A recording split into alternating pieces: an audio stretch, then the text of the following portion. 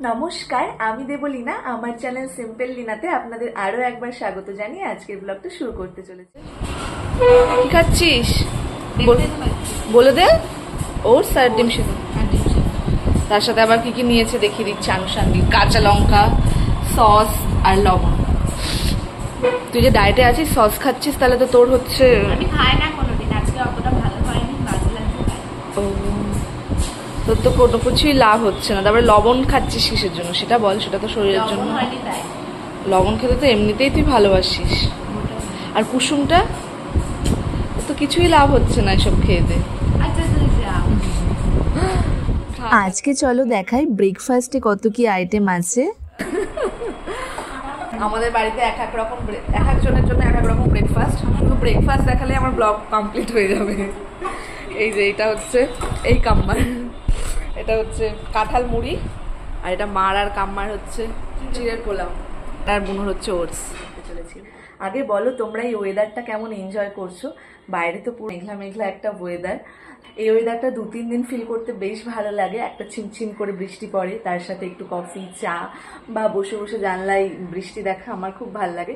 But একঘেয়ে হয়ে গেলে আমার ভালো লাগে না। আর সব থেকে বড় কথা, রোদ আর গরমের থেকে প্রত্যেকটা মানুষ একটু রেহাই পাচ্ছে। এই সময় আমাদের এসিটা আবার গেছে খারাপ হয়ে, তাও এই সময়টা ভালো, বেশ মেঘলা মেঘলা ওয়েদার, রাতে ঘুমাতে খুব একটা সমস্যা হবে না। কিন্তু আজকে ইঞ্জিনিয়ার এসেছিল, বললো যে 1 সপ্তাহ মোটামুটি লাগবে, কি বোর্ড চেঞ্জ করতে হবে, তার জন্য সেটা অর্ডার দিতে হবে, আসবে তারপরে সেটা সেট করবে, তাই জন্য টাইম লেগে যাবে। কিন্তু এরপরে গরম পড়লে আবার ভীষণ কষ্ট হয়ে যাবে, কারণ যা পরিমাণে গরম পড়ছে দিন দিন দিন দিন। আর দেখতেই পাচ্ছ মাথায় একদম চপচপ করে তেল মেখে নিয়েছি। আমাদের সন্ধ্যার একটা বিয়ে বাড়ির ইনভিটেশন আছে, আর অনেক দিন প্রায় তেল দেওয়া হয় না, প্রায় 2-3 মাস হয়ে গেল তেল দিই না। ভাবছিলাম অনেকদিন ধরে তেল দেবো, তো আজকে তেলটা দিয়ে খুব আরাম, মানে শান্তি লাগছে মাথাটা।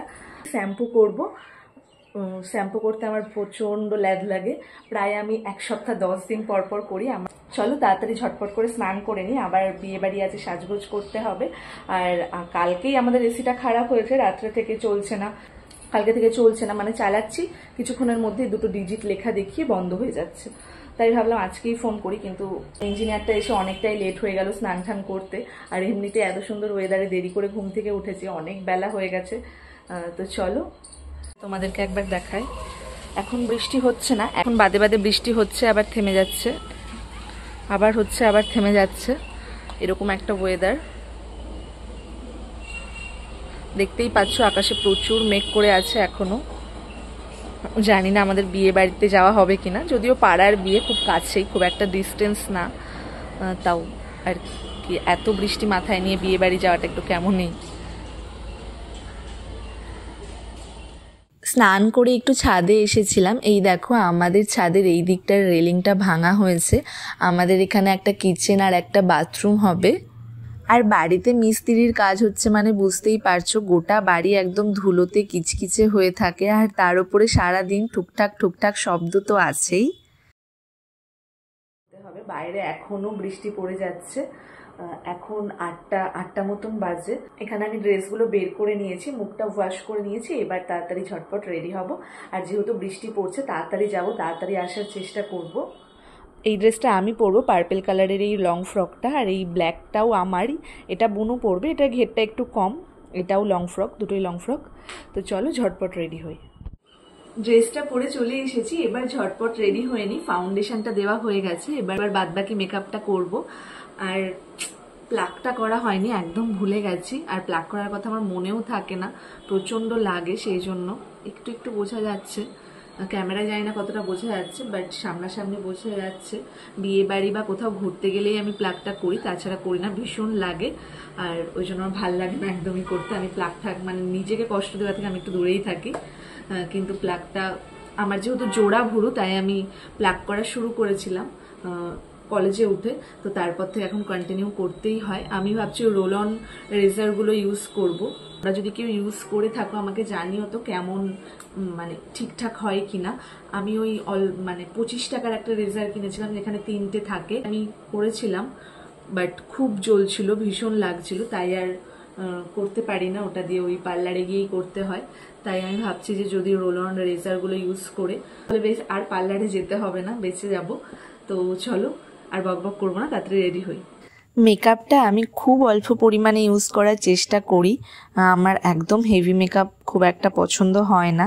আর তার উপরে আমি কনসিলারটা প্রায়ই স্কিপ করে যাই, কিন্তু রাত জেগে জেগে চোখের তলাটা এতটাই বসে গেছে যেটা আর খুঁজে পাওয়া যাচ্ছে না। আমাদের এখন কারেন্ট চলে গেছে, এই যে ফোনের আলো মারা হচ্ছে মুখে, আর আমি এদিকে সাজিয়ে দিচ্ছি ওকে। আমার সাজ কমপ্লিট হতে না হতেই কারেন্টটা চলে গেল। এবার আমি তো অন্ধকারে একা একা সাজতে পারবো না, তাই ভাবলাম এই টাইমটাতে বুনুকে সাজিয়ে দিই। আমি অলমোস্ট রেডি হয়ে গেছি, লিপস্টিক পরবো আর কানের দুল জুয়েলারি এসব পরলেই রেডি। বাট এখনও বাইরে বৃষ্টি পড়ছে আর এখন তো কারেন্টই নেই, এই মধ্যে কখন বেরাবো, কখন যাব, কখন আসবো জানি না। তো চলো বুনুকে তাড়াতাড়ি সাজানোর চেষ্টা করি। আবার ওর পছন্দ হবে কি হবে না জানি না, আমাকে বলছে ভালো করে সাজাবি, কোথায় কম পড়বে কোথায় বেশি পড়বে অন্ধকারে। মাত্রা পুরো বলছি না, রেগে যাবে এবার বেশি বললে।